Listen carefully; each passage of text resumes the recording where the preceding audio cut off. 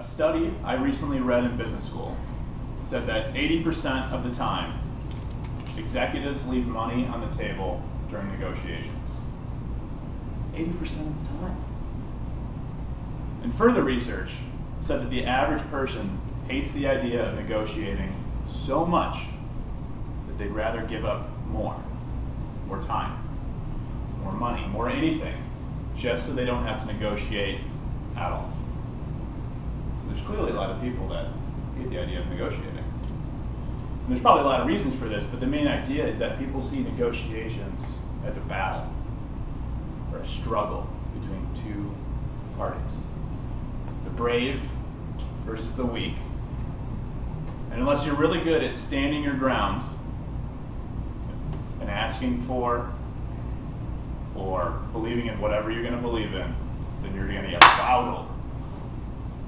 And that's because a lot of people see negotiations as being of self-interest. Have you guys ever heard people say something like, I'm going to go into that negotiation and I'm going to get exactly what I want. And I'm not coming out until I get it. Anybody hear something to that effect? Sure. It's about being self-focused. But in practice, people who go into negotiations being self-focused rarely get the best outcomes. The best negotiators will tell you that to consistently get exactly what you want, you need cooperation from the other side versus being self-focused. And to do that, you need to focus on the other person's interests, build trust, and also try to create joint value.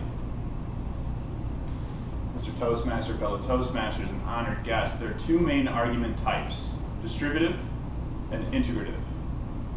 Distributive typically involves two people, focus on one issue, and for the trader in the group, they have a zero-sum game payoff, meaning that I can only win if you lose, and vice versa.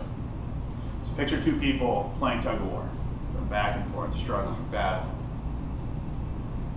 I want the rope, or you want the rope. We're both after the same issue. And so these types of negotiations can get very fierce and competitive because we're both after the same issue, more rope.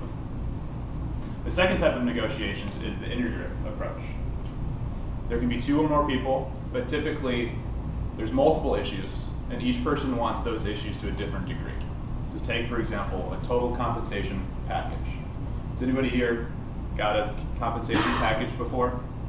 It's typically multiple variables like wage. Anything? Anybody have anything to shout out? Go ahead.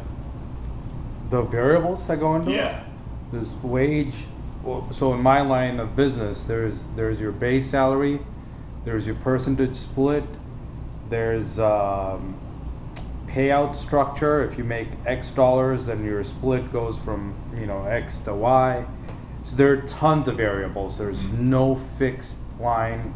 It's all about negotiation. And insurance, start date, vacation time, Healthcare, any of that costs, stuff all right. goes in there. Tuition, if they pay for tuition. That's right. And so you can take the integrative approach is to take all these variables and to look at them holistically. Who are the parties involved? What do they want? And how do we create joint value? So for example, an employee could take the highest wage, but then they go to the employer and say, okay, well, I'll kind of give up on the benefits side because those are costly for the employer to provide. And so they both come out feeling like they won something. The alternative is the distributive approach where you take wage, go back and forth, you argue, rope, I want more rope, I want more rope. And then you do insurance benefits, do that. And both are going to come out feeling like they compromised and no one won. So the integrative approach creates an ability for people to have creative problem solving, create joint value, and move from competition to cooperation. One quick historical example was in 1912. Teddy Roosevelt was on his presidential campaign. His party printed out 3 million pamphlets and distributed them all across the United States. And once they were all fully distributed, one of the guys realized that the photo they used to put on the pamphlet of Teddy had a little small C on the bottom. There was a copyright on it, and it never got approval. The studio who owned the picture was in Chicago, and they expected $1 per reprint of their photo. quite the issue ahead of them. So they had two things they could have done. They could have shredded all the pamphlets, but foregone the opportunity to show people about Teddy Roosevelt and his strengths and weaknesses. On the other hand, they could have distributed these and hoped to not get sued, but they might have been sued for $3 million more so than the money they had for the campaign, and Teddy would have to drop out. So the head of the campaign, who knew a little bit of something about negotiations, jumped on the act, and he telegraphed the studio in Chicago. And he said, we're going to print 3 million pamphlets for Teddy Roosevelt's campaign. The studio we use is going to get great publicity. How much money would you pay us so we use your photo? They quickly wrote back in the telegraph, thank you so much for the opportunity. We will gladly pay you $250 for the opportunity. So clearly, the guy knew something about negotiations. And why he was so successful is that he moved a distributive argument, one that would have called up the studio and said we made a mistake, and they negotiated about this $3 million fee, into an integrative one where he focused on the other person's interests to try to create joint value.